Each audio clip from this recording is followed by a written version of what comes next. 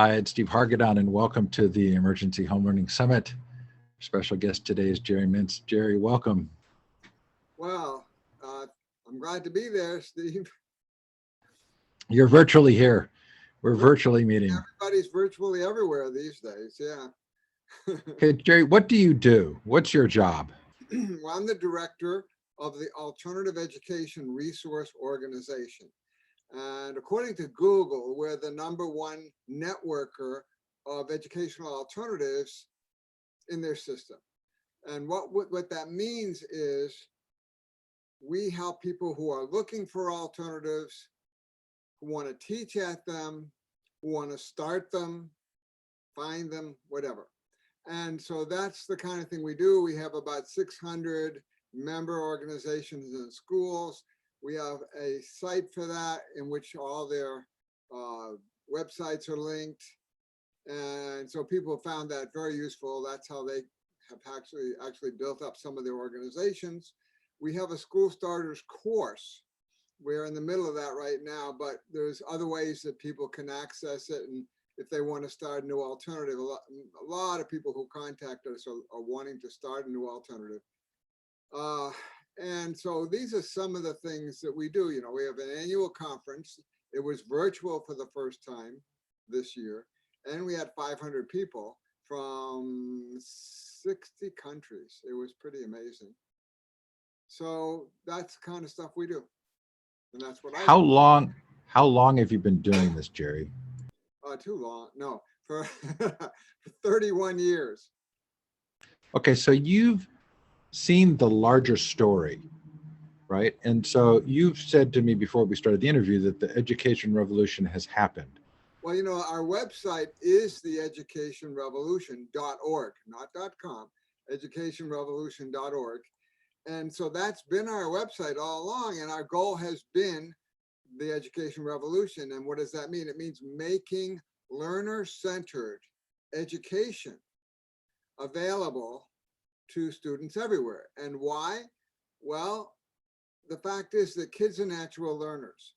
We believe that. However, the systems that have been in place for 150 years don't seem to believe that. That's not their paradigm. They seem to believe that kids are naturally lazy, that they have all the answers, and they need to force kids to learn. So that has very disastrous results for a lot of kids, because if kids are natural learners, and modern brain research certainly shows that's true, then to the extent that you force them to learn things that they're not interested, you extinguish that natural ability to learn. And eventually it becomes a self-fulfilling prophecy. That is, kids then get to the point where they're not so much natural learners anymore, that they need to be so-called motivated and so on. And so it's very sad, and it's worse than sad. If you want to prepare kids to participate in a democracy, the obvious thing to do is to have them grow up in a democracy. Unfortunately, we have 12 years of authoritarian rule that most kids have to be involved with. And that produces a populace that craves to be told what to do and wants to just be told what to do, and will follow directions and will follow their leader and believe anything they say. You can make out of that anything you want. And so that is the scary part of it, I think. So getting back to the original question, yes, the education revolution has happened. We went from 3.5% people homeschooling to 96% overnight with the pandemic. And now I have had many traditional regular homeschoolers say to me, well, that's not really homeschooling. You know, that's school at home. That's the teacher's lecturing, but it's the same. Well, you know what? It's not the same thing. It is a different paradigm. Those are real parents with real children who are now responsible for their children's education, and they're right there watching it. And there's another thing too, and that is the system is used to having a captive audience. And that is the children have to go to school by law. They basically have to sit there with that teacher, and they're stuck. They have to raise their hand if they want to go to the bathroom. However, if they're doing it virtually, guess what they can do? They can turn off their computer and they're out of there. And they are doing that. Not only that, parents have discovered a lot of things through this process. One of the things they've discovered is that approach can be really boring. They finally found out what their children have to put up with.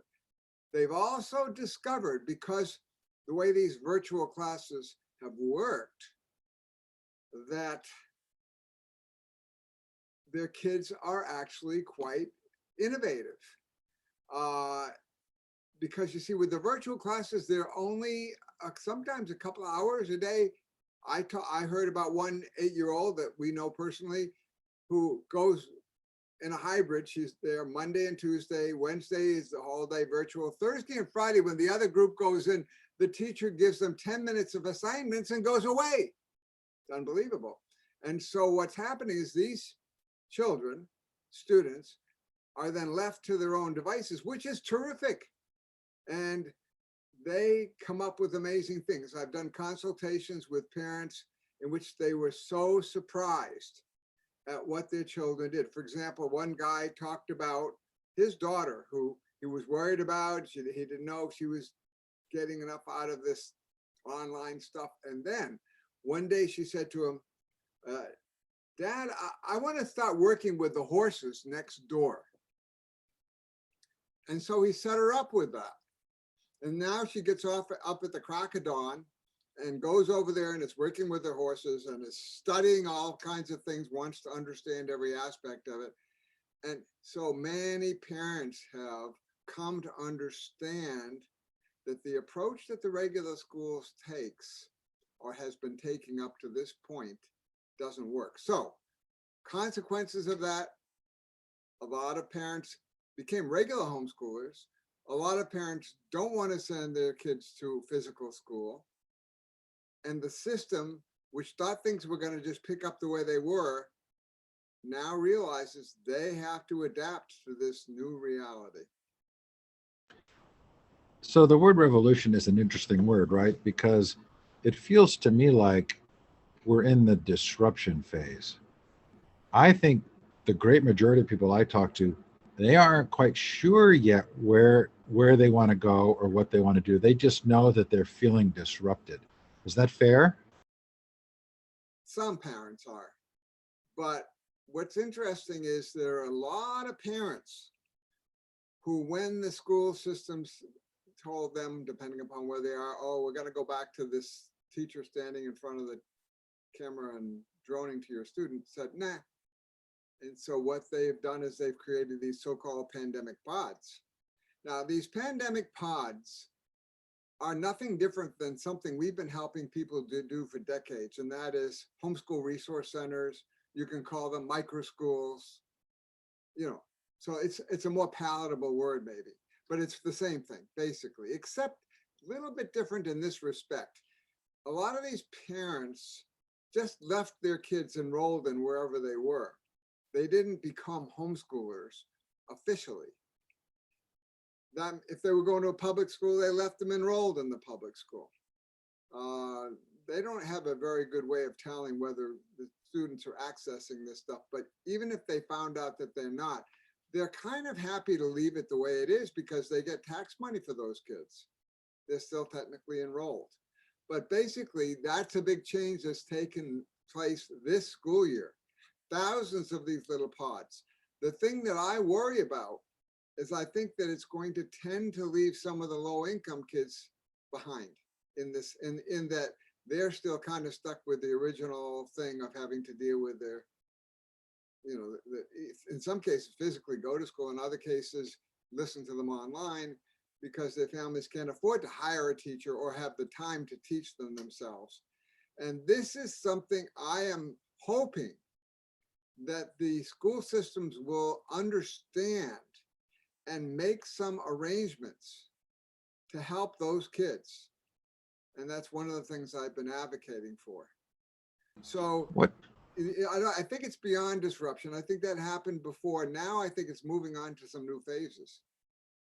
what's what percentage of pandemic pods do you think are actually addressing pedagogical or learning circumstances, and what percentage are just safe socializing groups? It seems to me that they're all trying to do something different from what the children have experienced. They've learned something from this process. So they're not just trying to make a little mini public school or private school, whatever. It seems like for most of the feedback I've heard, they're trying to do that differently. In fact, one of the things that I want to work on, I sometimes teach some online classes of teaching students how to run democratic meetings for their groups. And that I really am a big advocate of democratic education because I have had personal experience with it, and I see how amazingly powerful it is. If nothing else, than for vocabulary. If you have a democratic meeting, the kids are going to want to understand everything that's being said by everybody in that meeting, including the teachers and so on. And I have actually tested kids whose vocabulary levels have gone up 6 grade levels in a year. And the average is 2.5. So that is one of the results of some of these changes. Now, on the other hand, you might have some parents that try to hire a teacher that'll do a very traditional class, but that will probably tend to evolve too. You see, I knew John Holt personally, who, long ago wrote How Children Fail, How Children Learn, and then he actually wrote Teach Your Own when he kind of gave up on the regular systems and just thought and that was the beginning of the modern homeschool movement. That was in the mid 80s. He died about 1985. And what I talked to John about this, and I said, well, what about the parents who do so-called school at home? He says the kids will probably either teach them how to teach them, or the parents will give up and then send them back to a traditional program. Yeah, I think that's a question a lot of people have, which is if there's a vaccine, schools reopen, what percentage of those who've experimented will just go back to regular school? We already have somewhat of a result of that because there are some places in the world where the level of the virus is pretty low, and a fairly healthy percentage have decided to keep on homeschooling in one form or another. Now, most systems are providing virtual classes, so some of them have just done that, but some have just become regular homeschoolers. And I don't know that we have accurate figures on this yet. It's quite blurred, as I said, and I told you why. So we don't really know what the accurate figures are, but it's really clear there's just a dramatic change.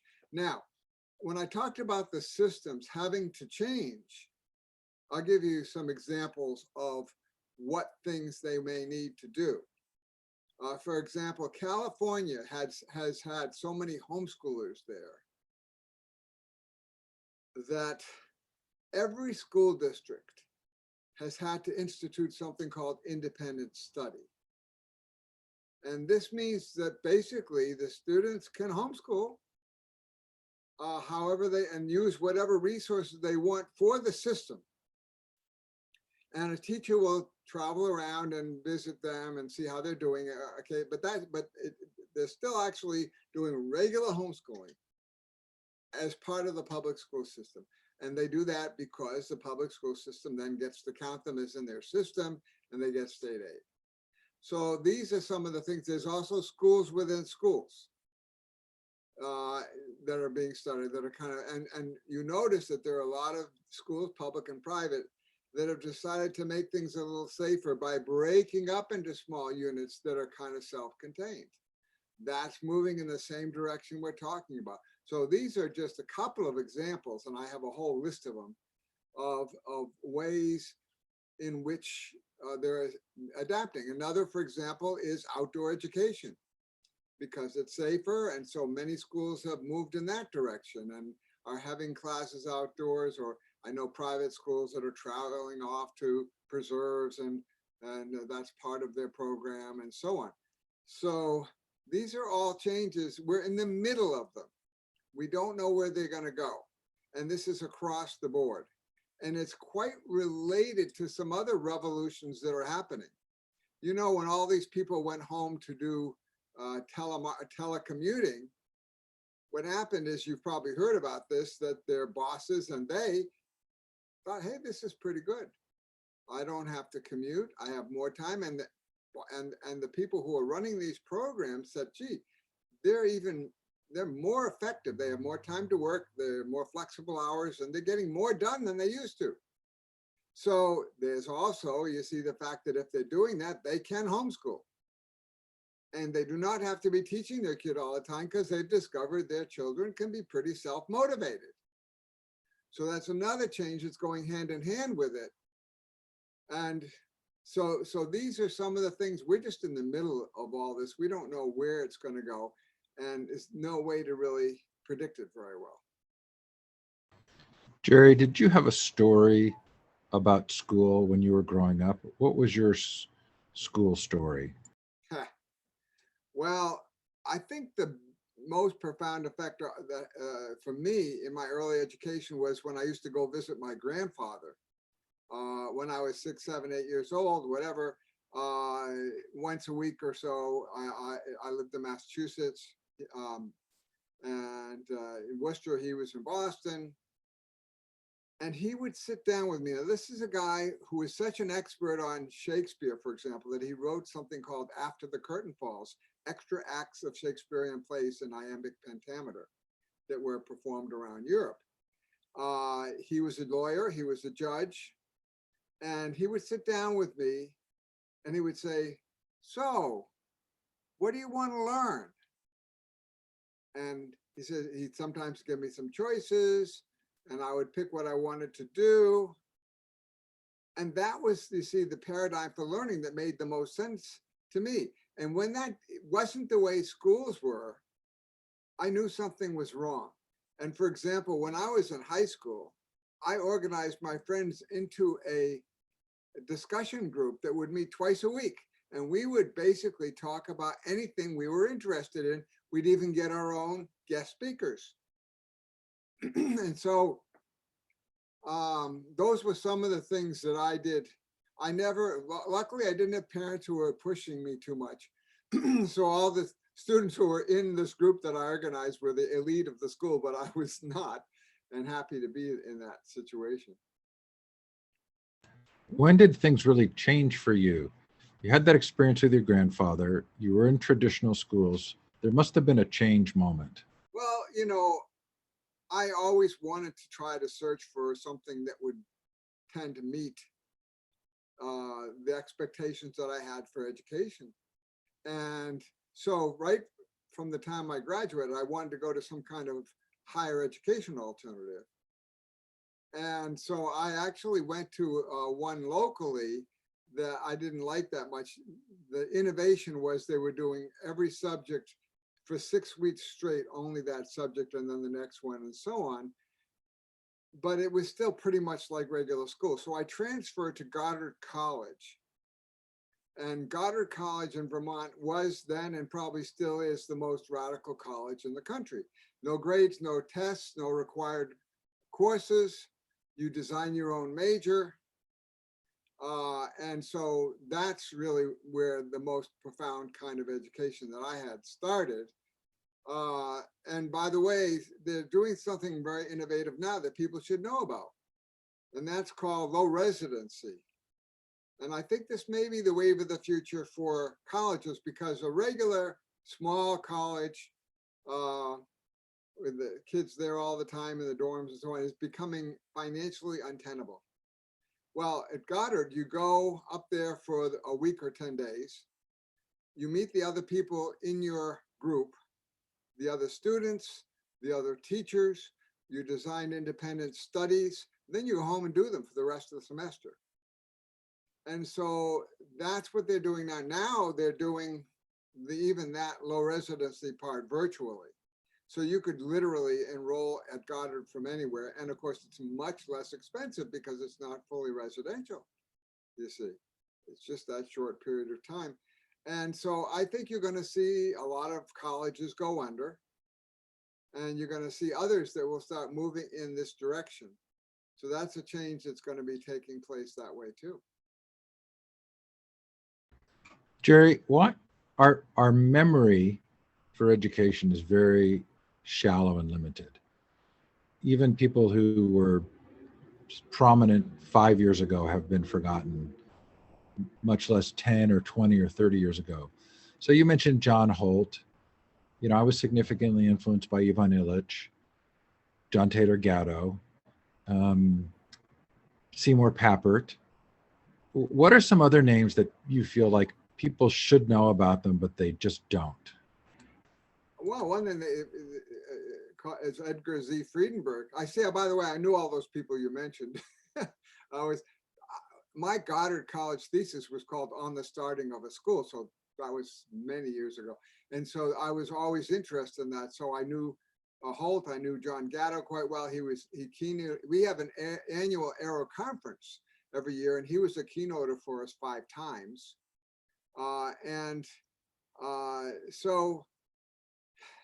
But Edgar Z. Friedenberg wrote The Vanishing Adolescence. I think a lot of people don't even know who he was, but he had some very interesting things that he discovered.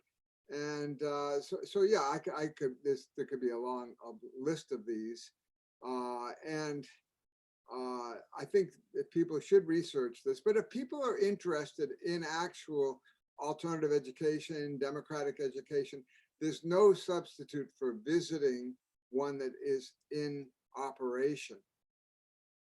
Usually they're independent, but except in Israel. In Israel, there are about 30 public democratic schools. It's the only country like that that is doing that. And some other countries are beginning to discover this approach. But it is really our responsibility as educators to help keep the momentum going in these changes that have been accidentally started or inadvertently started by this pandemic. Otherwise, there's going to be a tendency for people to go back to what they were comfortable with. People get comfortable with being told what to do. I had students in the school that I was running that would, for one reason or another, have to go to a regular traditional school. They were moved away, or they wanted to be on a sports team, and they would come back to me, and I'd say, well, how's it going? And they said, oh, it's so easy. All you have to do is what they tell you to do. Because that's a lot easier than having to take responsibility for your own education. It's also a lot less effective. So isn't that the parent dilemma?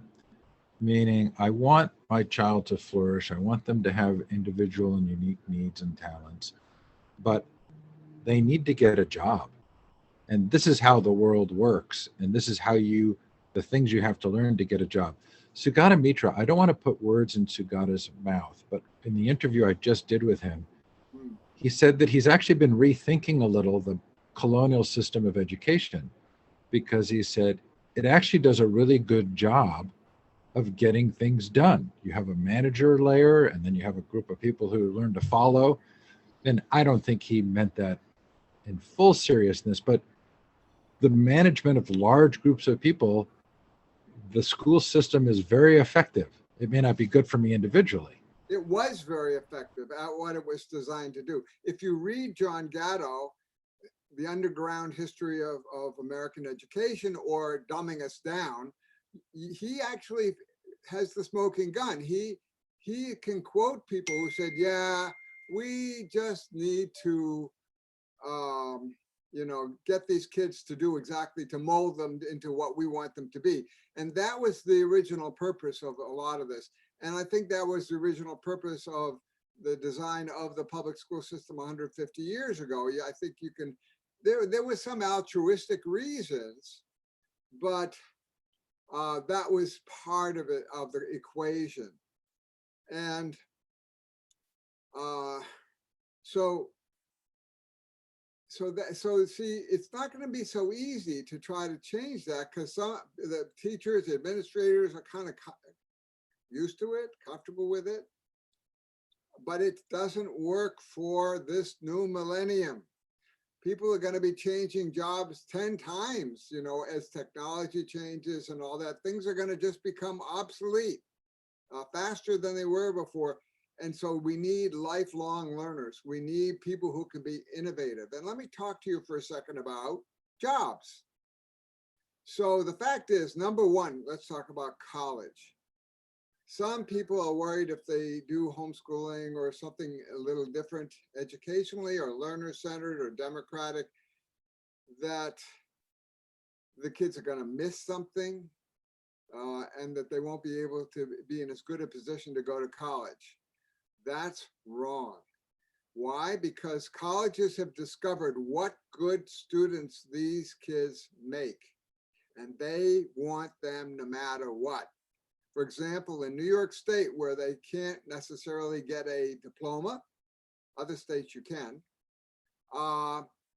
they don't care anymore. They want them. Show us your portfolio. Write your own transcript. Why? Because they've had enough of those students in their systems that they've discovered who they are and that they want them. So that's number one. Getting to college is probably, you got a leg up if you've homeschooled or been to an alternative school. Number two, jobs. Well, students who have homeschooled or been in alternative schools have a tendency to look for jobs and expect their jobs to be something that they like to do. And they sometimes will just create their own, and they'll start their own businesses and so on. Lots of stories about, well, I can tell you one, but lots of stories like that. And on the other hand, students who've been in regular schools that they don't like, but they put up with, even if they get good grades, that they're boring. They look forward to the weekends. They look forward to the summers, to retirement. They have a tendency to find jobs that do the same thing. They have a tendency to find a job that's just a way to make money. They don't think that it has to be something they like. And they don't like it very much, and they're not as good at it, and they don't do as well with it as people who have jobs that they like. Now, I will tell you, I told you I would tell you one story. Okay, so Summerhill is a very famous school in England. It's going to be 100 years old next year. And there's going to be a conference in England about it, celebrating that 100th birthday. People are invited to.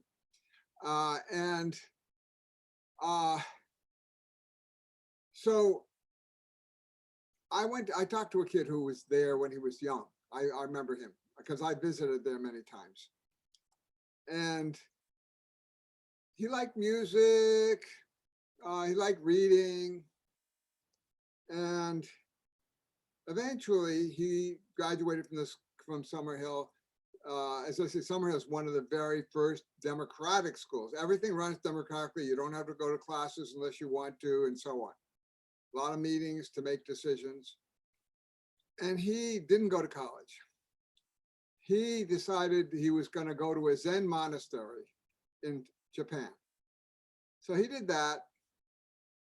I think he was 16 or 17. And then he went back to the United States and got a job organizing the papers of a well-known philosopher who was going to donate them to Harvard. Well, Harvard became so impressed with him that they hired him as an adjunct philosophy professor, but he'd never been to college. And they eventually gave him a scholarship to Harvard, and then they wanted him to continue on into graduate school. But his wife-to-be was from a Bangladeshi, so he went to England. She was still there, stuck there, and so he went to London Music School, and so I forget what's the London School of Music, something like that. Anyway, can't remember the name. And so Yamaha got involved with this, and they said there was going to be a contest to design a new instrument. Well, he came up with one that was a type of piano that the notes were flexible, and you could move it and change the notes up and down. And he called it the Seaboard. And Yamaha said, "Oh, we want to buy this from you. This is not a contest anymore." And he said, "No, thank you." So he now has a business that hires 300 people with $100 million in financing making this. I actually, we have, as I said, we have an annual Aero conference every year.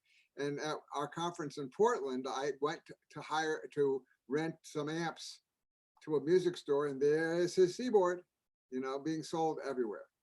So that's just one example of somebody and how they created their own job doing something that they love. So there are many, many stories like this. By the way, we are going to have an online conference in February called the Aero X. And if you want to keep up with all this stuff and know what's going on, go to the Aero website, which is educationrevolution.org. And on every page, you can sign up for our free e-newsletter. And that way you can keep up with all these things that are happening in the world of education. That's terrific, Jerry. Thank you. Well, it's my pleasure. I hope, some things I talked about were interesting. Of course.